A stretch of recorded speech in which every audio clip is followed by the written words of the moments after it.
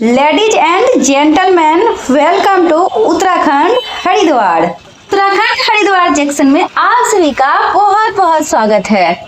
Railway Haridwar से निकलते ही सबसे पहले दिखने वाला है ओमकार सेतु। ये नजारा आप सभी को भारत के उत्तराखंड राज्य में गंगा नदी के तट का दिखाई जा रहा है, जैसे कि हरिद्वार बोला जाता है। हरिद्वार में सबसे पहले हम दर्शन करते हैं ओमकार सेतु की। हरिद्वार का ओमकार सेतु उत्तराखंड राज्य के हरिद्वार जिले में मायापुर क्षेत्र के पास है। ये हरिद्वार के ऊपरी गंगा नहर के ऊपर बनाया गया है, जो कि शंकराचार्य और चंडी घाट के बिल्कुल नजदीक में है। इसे ओमकार सेतु और सिग्नेचर ब्रिज भी बोला जाता है। इसी पुल के नीचे ओमकार घाट और अलकनंदा घाट भी बना हुआ है।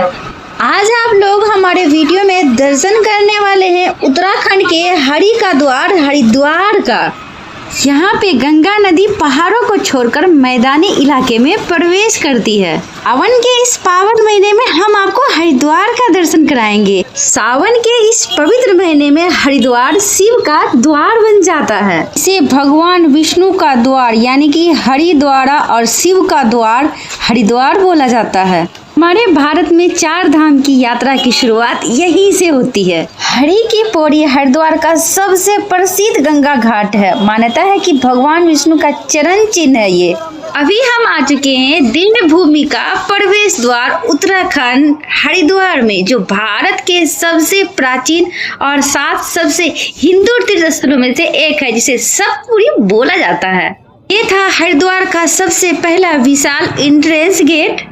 आज आप सभी लोगों को हरिद्वार के दर्शन के साथ साथ हरिद्वार की एक एक रहस्य के बारे में पता चलने वाला है, क्योंकि मैं आ चुकी हूँ अभी हरिद्वार में। तो हमारे वीडियो में लगातार बने रहिएगा, बिल्कुल भी स्किप मत कीजिए, क्योंकि मैं हर एक चीज के बारे में आप सभी लोगों को बताने वाली हूँ। हेलो दोस्तों, कैसे हो आप सब लोग? हमारे दिव्या वर्ल्ड में आप सभी का बहुत बहुत स्वागत है। दोस्तों, आज हम हमारे मुक्कू जी के साथ आए हैं इस पावन देवभूमि हरिद्वार में।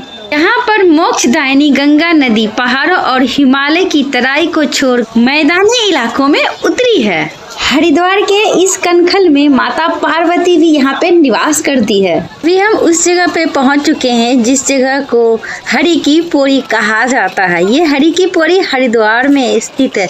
हरिद्वार का जैसा कि शाब्दिक अर्थ मैं आपको बता दी हूँ कि हरि का द्वार को हरिद्वार कहते हैं। हरिद्वार में कुल 107 घाट है, लेकिन हरि की पौड़ी जो घाट है ये सबसे सर्वश्रेष्ठ घाट माना जाता है, जो कि बहुत ही ज्यादा साफ सुथरा और नहाने के लिए भी बहुत सेफ्टी है। यहाँ पे हरि की पौड़ी गंगा नदी का घाट बहुत ही पवित्र घाट है। पौराणिक कथा के अनुसार बताया था कि क्या ऊपरी दीवार पर भगवान विष्णु का चरण पत्थर पर अंकित है।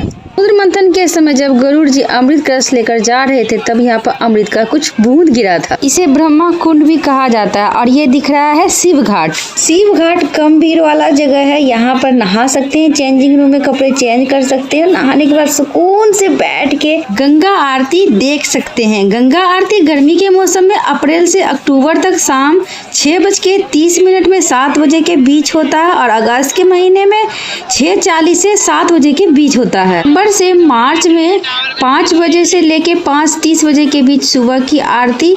गर्मियों में सुबह 5:15 से 5:30 बजे के बीच, सर्दियों में सुबह 6:30 बजे से 7 बजे के बीच होता है। अभी हम हैं हरिद्वार के शिव घाट के पास, शिव धनुष पुल के ऊपर, जो कि स्टील का बना हुआ है। 2016 में यहाँ पे कुंभ का मेला लगा हुआ था, और 32 दिन के अंदर में ये स्टील का पुल बनके तैयार हो गया था। इस पुल की लंबाई 135 मीटर और चौड़ाई 143 मीटर है।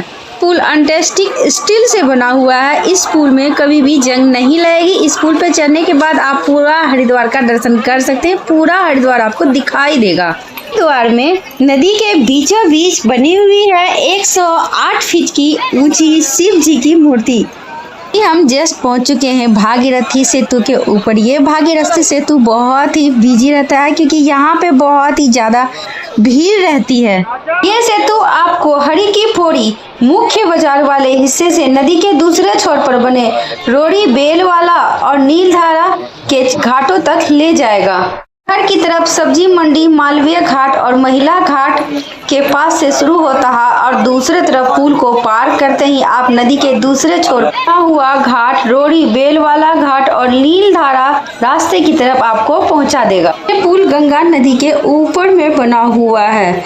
जब आप हरि की पौड़ी ब्रह्मा कुंड आरती देखते हैं तो उसके पीछे से तरफ देखेंगे पैदल पुल वाला हिस्सा भीड़ भाड़ पूरा ये भरा हुआ है। अगर आप लोग कभी भी हरि का द्वार हरिद्वार में आते हैं तो ये शिव धनुष जैसा पुल जो आपको दिखाई दे रहा है, इस पुल पर चढ़ के पूरा हरिद्वार का दर्शन जरूर ही कीजिएगा। ये पुल दूर से देखने के बाद धनुष के जैसा लगता है क्योंकि भगवान राम और शिव जी से प्रेरित होकर इस पुल का नक्शा बनाया गया है।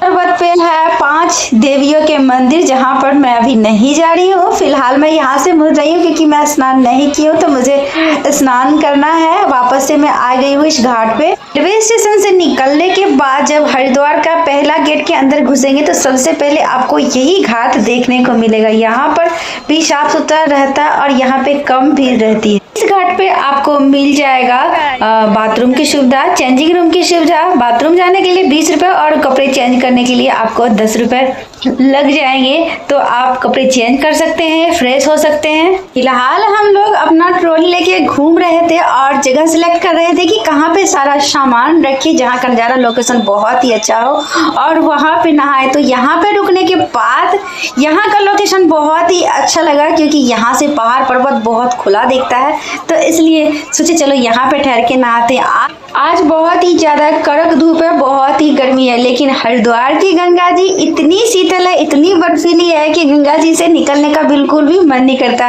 बहुत ज्यादा भीगे हैं, लेकिन बाहर आने के बाद बार बार सूख जा रहे हैं, कपड़ा और बाल दोनों ही सूख जा रहा है। एक बात तो आप लोग से बोलना चाहूंगी, आप लोग हरिद्वार दर्शन करने के लिए जब भी आए तो half pant half T shirt हल्के कपड़े लेके जरूर आए। सूट बूट पहन के तो बिल्कुल ना आए, जींस पहन के बिल्कुल भी ना आए। हमारे मुक्कू जी को तैरना आता है तो उनको तैरने की बहुत जल्दी थी, लेकिन हम उनकी वीडियो शूटिंग कर रहे थे पर उनको शर्म आ रहा था क्योंकि वो हमारा चुन्नी लपेटे में बड़ी बड़ी ड्रेस लेके आए, लेकिन हाफ ड्रेस लाना तो भूल ही गए हैं। गंगा का जल इतना ज्यादा बर्फीला है कि डायरेक्ट गंगा जी के अंदर घुसना सहन नहीं होता है बॉडी को, तो धीरे धीरे गंगा जी के अंदर घुसने की कोशिश करते हैं क्योंकि डायरेक्ट तो अंदर घुस ही नहीं सकते हैं। हिंदू धर्म में ऐसा रिवाज होता है कि जब शादी होती है तो 7 फेरे लिए जाते हैं। ठीक उसी तरह जब किसी पवित्र स्थान पे या गंगा में डुबकी लगाते हैं तो पति पत्नी दोनों हाथ पकड़ के 7 बार डुबकी लगाते हैं। हम लोगों में ये नियम है, अगर आप लोगों में भी ये नियम है तो ये करना बिल्कुल भी ना भूले।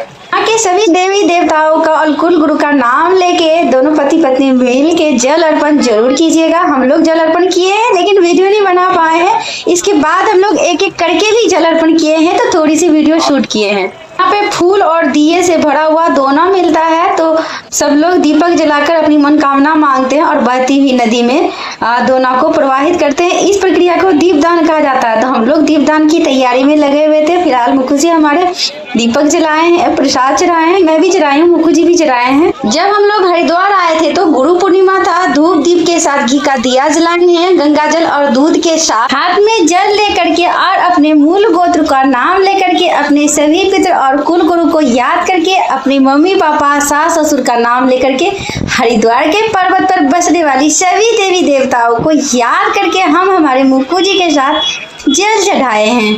चढ़ाते वक्त एक बार अपनी मनोकामना को मन में जरूर रखें और सूर्यदेव को जल अर्पण जरूर कीजिए। शिव जी के बारे में बोला जाता है कि भगवान शिव इस हरिद्वार में सावन के महीने में कैलाश पर्वत को छोड़कर अपनी ससुराल हरिद्वार के कनखल में अपने माता पार्वती के साथ निवास करती है। हरिद्वार में जो हरिद्वार के पर्वत पे 5 देवी मंदिर है, मनसा देवी मंदिर, चंडी देवी मंदिर, दक्ष महादेव मंदिर, माया देवी मंदिर और भरत माता मंदिर को याद कर दीप जलाकर दीप दिखा करके ऐसे दीप दान किए।